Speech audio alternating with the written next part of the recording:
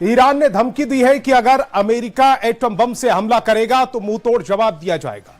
ईरानी सांसद फादा हुसैन मलेकी ने दावा किया है कि अमेरिका जिस भी हथियार से हमला करेगा, ईरान उसी हथियार से पलटवार करेगा। उधर रूस से हथियारों की बहुत बड़ी खेप ईरान पहुंचने वाली है। रूस ने बैलिस्टिक मिसाइलों के पार्ट, विस्फोटक, लड़ाकू ड्रोन और गोला बारूद की शिपमेंट ईरान भेज दी है। इस बीच ईरान ने यूरोप में अमेरिकी सैन्य अड्डों पर भयानक हमलों के सिग्नल दिए हैं।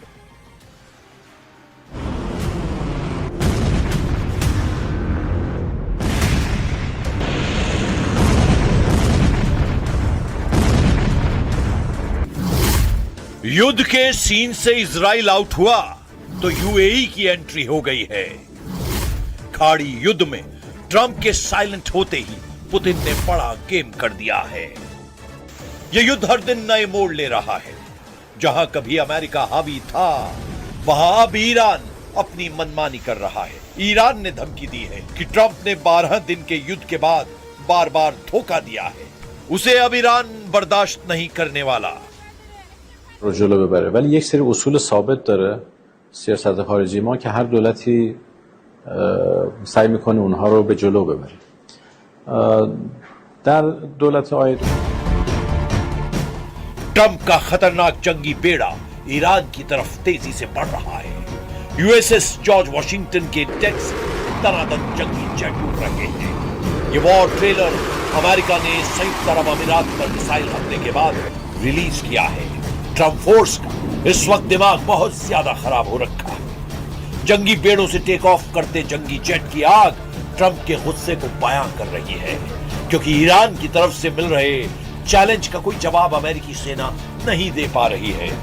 ऊपर से प्रेसिडेंट डोनाल्ड ट्रंप ने ईरान पर एक्शन लेने में ज्यादा टाइम ले लिया है कि अब अमेरिकी कैंप में टेंशन बढ़ने लगी है। उधर ईरान ने अमेरिका से जमीनी युद्ध की फूल प्रूफ तैयारी का ऐलान कर दिया है।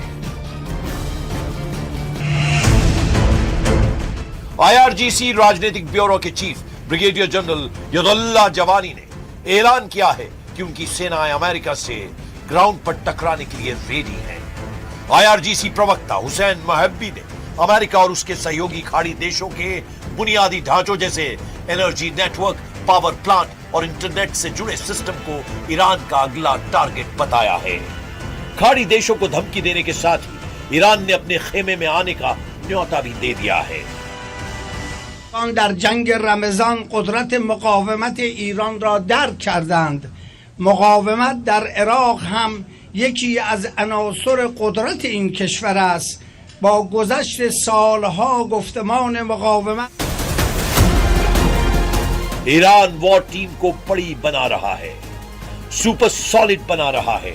ईरान के लिए फिलहाल विन विन सिचुएशन बनी हुई है, क्योंकि प्रेसिडेंट पुतिन भी अब खाड़ी युद्ध को लेकर सीरियस हो गए हैं। ईरान को अमेरिका से टकराने के लिए जितना गोला बारूद चाहिए उसका इंतजाम पुतिन ने कर दिया है। रूस कैस्पियन सागर के रास्ते ईरान को विस्फोटक, ड्रोन के पार्ट्स और गोला बारूद भेज रहा है। एनबीसी न्यूज को मिले यूरोपीय सरकार के गुप्त दस्तावेजों के मुताबिक हथियार सप्लाई की डिटेल पता चली है। एनबीसी को मिले यूरोपीय सरकार के एक आधिकारिक दस्तावेज से पुष्टि हुई है कि हथियार शिपमेंट्स में टीएनटी, ड्रोन के पार्ट्स और गोला बारूद शामिल हैं। सैटेलाइट तस्वीरों से भी मालूम पड़ता है कि रूस से भेजे गए शिपमेंट में बैलिस्टिक मिसाइल बनाने के लिए जरूरी पार्ट्स भी शामिल हैं। रेवोल्यूशनरी लड़ाकों के लिए रूस से भेजा गया हथियार रिटर्न गिफ्ट है। यह ट्रांसफर मॉस्को और तेहरान के बीच सैन्य संबंधों में बड़े बदलाव को दिखा रहा है। जहां पहले ईरान ने यूक्रेन युद्ध के लिए रूस को शाहिद टाइप के ड्रोन सप्लाई किए थे, वहीं अब रूस ईरान की पावर जस्ट डबल करने जा रहा है। ईरान के पास लड़ाकू ड्रोन का अच्छा खासा भंडार है। अब रूस की मदद से ईरानी मिसाइल के गोदाम भी फुल हो जाएंगे। इसके बाद ईरान को रोक पाना अमेरिका के लिए मुश्किल हो जाएगा। ईरान हथियारों का इंतजाम करने के साथ इमोशनल कार्ड भी आजमाने लगा है। इसका सिग्नल कासिम सुलेमानी की कब्र पर पहुंचे ईरानी संसद के स्पीकर गालिबाफ ने दिया है। गालिबाफ मुस्लिम देशों को एक साथ मिलाकर अमेरिका से हिसाब लेने के लिए उकसा रहे हैं। به عنوان کانون اصلی جبهه باطل زمانی که دید نمیتواند جلو تقویت و گسترش جبهه مقاومت را بگیرد 2 تن از مردان بزرگ جبهه حق را ترور کرد. ईरान की स्ट्रेटजी बहुत तगड़ी है। ईरान अब दुबई जैसे हाई प्रोफाइल शहरों को टारगेट करने की धमकी दे रहा है। उधर ट्रंप फोर्स को जॉर्डन में मिले झटके से उबर पाना मुश्किल हो रहा है। वॉल स्ट्रीट जर्नल के मुताबिक जॉर्डन में जिस तरीके से ईरान ने अमेरिकी सैन्य ठिकानों पर सटीक हमला किया है, उससे अमेरिका हैरान है। अमेरिका को लग रहा था कि चीन के इनपुट से ईरान ने हमला किया है, लेकिन अब इस्लामिक रेवोल्यूशनरी गार्ड्स ने दावा किया है कि जॉर्डन के अंदर से उन्हें मदद मिली है। वहीं जॉर्डन ईरान के दावे पर टोटल साइलेंट हो गया है, जबकि ईरान में अमेरिका की पिटाई पर जबरदस्त जोश दिखाई दे रहा है। तेहरान की गलियों में बैनर पोस्टर के जरिए डोनाल्ड ट्रंप को हराने का ऐलान किया जा रहा है। तेहरान में बैनर पर ट्रंप का माखौल उड़ाने वाली तस्वीरें दिखाई जा रही हैं, जिसमें उनके दिए गए नारे के चीथड़े उड़ाए गए हैं।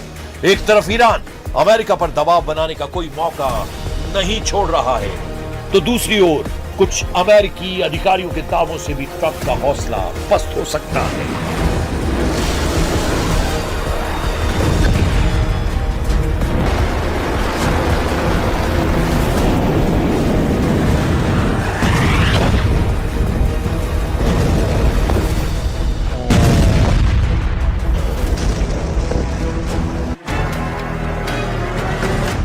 क्योंकि एक अमेरिकी अधिकारी ने दावा किया, अमेरिका के पास ईरान के खिलाफ लंबा युद्ध लड़ने लायक मिसाइलें नहीं हैं। ब्रिटेन के अखबार टेलीग्राफ ने एक रिपोर्ट छापी, जिसमें उसने एक अमेरिकी अधिकारी को कोट किया और लिखा कि अमेरिका ईरान के साथ लंबे और बड़े सैन्य संघर्ष के लिए अपनी ताकत बढ़ा रहा है, लेकिन उसके सामने हथियारों और मिसाइलों के भंडार की कमी एक बड़ी चुनौती बन रही है। रिपोर्ट के हिसाब से अमेरिकी रक्षा अधिकारी को चिंता है कि अमेरिका को अपने रणनीतिक हथियार के भंडार को बनाए रखना है, क्योंकि चीन और रूस के मोर्चे पर भी अमेरिका को हथियारों की जरूरत पड़ सकती है।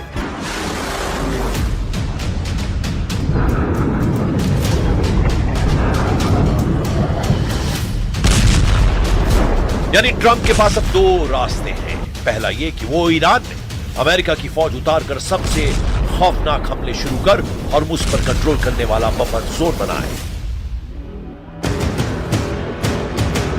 दूसरा रास्ता है कि वो ईरान के आगे सरेंडर करके युद्ध से भागने का रास्ता निकाल ले, क्योंकि ईरान अब अमेरिका को बख्शने वाला नहीं है। ईरान किसी को नहीं छोड़ेगा।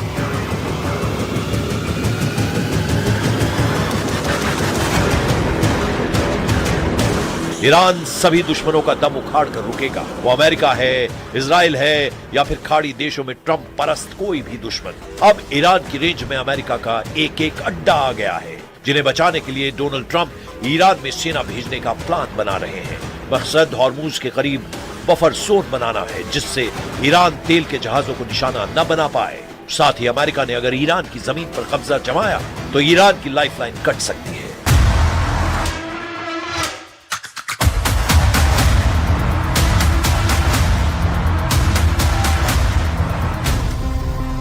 क्योंकि ट्रंप प्लान बना रहे हैं कि ईरान में ग्राउंड ऑपरेशन के लिए अमेरिकी सैनिकों की जगह सीक्रेट अलायंस को उतारा जाए। अमेरिकी सेना का पहला टारगेट खर्ग आइलैंड पर कब्जे का है, जिसमें अमेरिकी फोर्स के साथ खाड़ी के उन सभी देशों की सेना ईरान में उतरे जहां हमले हो रहे हैं।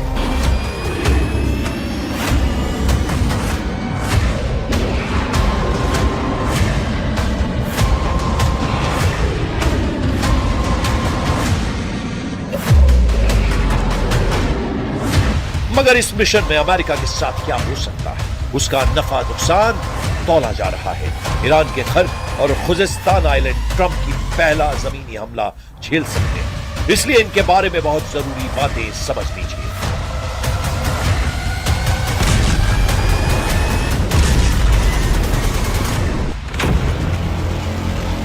मैप पर देखिए, यह है खर्ग द्वीप, ये फारस की खाड़ी में है, जबकि मेनलैंड ईरान में है। ये जगह है खुजिस्तान। इस इलाके में ईरान का बॉर्डर इराक से लगता है। ये दोनों जगह इस वक्त युद्ध के हॉट पॉइंट बने हुए हैं। खर्ग द्वीप पर ईरान के तेल निर्यात का टर्मिनल है, यहीं से उसके 90% तेल का निर्यात होता है। जबकि खर्ग द्वीप से जो तेल निर्यात किया जाता है, ईरान के खुजिस्तान प्रांत से निकाला जाता है। खुजिस्तान को ईरान की एनर्जी कैपिटल कहा जाता है। ईरान का 80% तेल खुजिस्तान की जमीन से निकाला जाता है।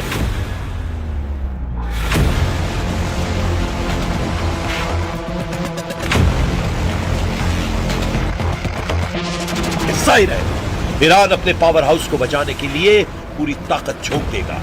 ईरान की ग्राउंड फोर्स को ट्रंप हल्के में नहीं ले सकते। ईरान की फौज 6.5 लाख है। इसके अलावा पैरा मिलिट्री फोर्स 2.5 लाख के बराबर है, जबकि ईरान में एक्टिव बसेस फोर्स 20 लाख तक हो सकती है।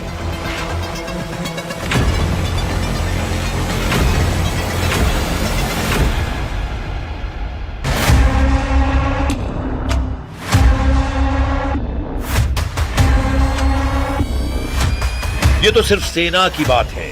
ईरान के 9 करोड़ लोग अमेरिका से युद्ध का ऐलान कर रहे हैं। हालांकि ये तब हकीकत है कि अमेरिका युद्ध में जीते बिना मैदान से हटता नहीं। अगर अमेरिका जीत से दूर होता है तो दुश्मन देश को ही तबाह कर डालता है। सुपर पावर से दुश्मनी मोल लेकर खाड़ी में कई मुल्कों का नक्शा बिगड़ चुका है।